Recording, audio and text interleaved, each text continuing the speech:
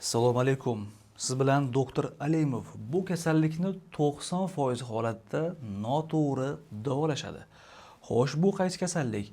Bu kasallik ko'pincha 6 oylik bolalardan boshlab 4-5-6 yoshlargacha bo'lgan bolalar o'rtasida uchraydi va aksariyat hollarda buni sudurgi epilepsiya kasalligi deb o'ylashadi. Afsuski bu epilepsiya kasalligi emas. Bu kasallikni bitta tabletka bilan yaxshi qilish mumkin, faqat to'g'ri diagnoz qilib, sababini to'g'ri topib davolaganda. Xo'sh, bu kasallikning nomi affektiv respirator paroksizmlar. Bu kasallikning belgilari qanday? Xo'p, belgilari ko'pincha bola qattiq yig'laganda qotib qolish, ovozi chiqmay qolishligi, nafas ola olmay qolishlik, og'zini atrofi ko'karib qolishi, ayrim paytlarda hushdan ketishi mumkin. Bu xurujsimon holat ko'pincha 45 sekund yoki 1 daqiqa davom etishi mumkin.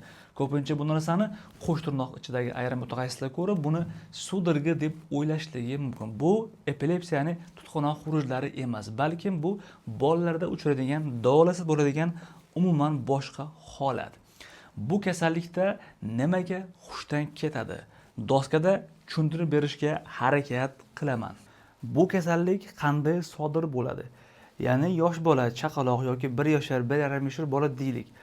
Bola to'satdan uni qo'rqitganda og'riq, qo'rquv, cho'chib ketgan payti, xo'p, bemorda qattiq yig'i boshlanishni boshlaydi. Qattiq yig'lagan payti ko'krak qafasining tashqi o'sha ko'krak qafasining ekskursiyasiga, o'pka harakatiga javob beradigan mushaklarda qotish yuzaga keladi va natijada nafas olish to'xtaydi. Xo'p, mana shu paytda ko'pincha bolaning ovozi chiqmay qoladi. Keyingisi nafas olish to'xtagandan keyin organizmga eng kerakli bo'lgan modda bu kislorod. Qonda kislorod miqdori kamaygandan keyin, qonda karbonat angidrid miqdori ko'paygandan keyin bolani, ya'ni og'zini atrofida ko'karish jarayoni hosil bo'ladi. Aynan mana shu nafas olish to'xtashi bilan og'zini atrofi ko'karishi ko'pchilik ota-onalarni o'ta qo'rqitib yuboradigan holatlardan biri hisoblanadi.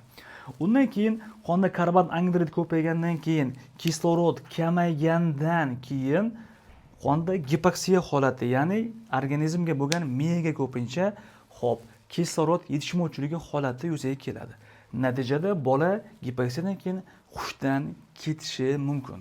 Mana shu jarayonni zanjirni ketma-ketligida ko'pincha ko'p mutaxassislar adashishadi. Bu epilepsiya emas. Bu balkim ARP, affektivni respirator xurujlar, paroksizmlar deyiladi.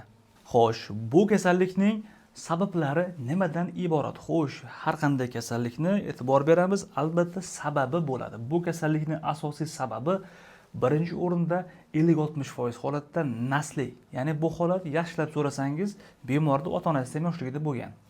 Ikkinchi holat, bemorda ko'pincha qonda ferritin miqdorining, gemoglobin miqdorining kamayishi. Uchinchisi, ayrim mikroelementlar mavjud. Ya'ni bu ionlashgan kalsiy, magniy kabi mikroelementlarning organizmda susayib ketishi. Xo'p, uchinchi holat, ayrim bolalarda o'sha qo'rquv vahimaga kuchli bo'lgan, o'sha bolalik davri nevrozga moyilligi o'ta kuchli bo'lgan bolalarda ham ARP holati uchraydi.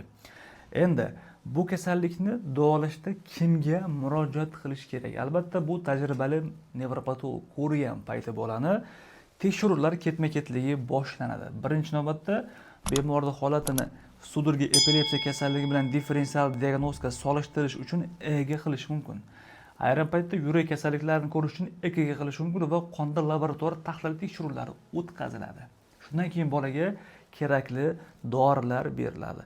Dorilarni ko'pincha 2-3 tabletka bilan yaxshi qilish mumkin va aksariyat hollarda asossiz dori berilishiga yo'l qo'yilmasligi kerak. Xo'p, bu kasallikda ko'pincha qaysi? Temir preparatlari agar qon kam bo'ladigan bo'lsa, ikkinchisi mikroelementlar, shu bilan birgalikda ayrim paytlarda tinchlantiruvchi dorilar berish mumkin. Siz bilan doktor Alimov bo'ldi. Sizning farzandingizda yoki tanishingiz, yaqinlaringizda shunaqa holat bormi? Hali ham bu holatni epilepsiya kasalligi deb o'ylab yuribsizmi? Xo'p, agar shunday bo'lsa, o'z fikrlaringizni kommentariyada qoldiring va sizga malakali mutaxassis konsultatsiyasi kerak bo'lsa, yuqoridagi raqamlarga telefon qilib konsultatsiyaga yozdirishingiz mumkin.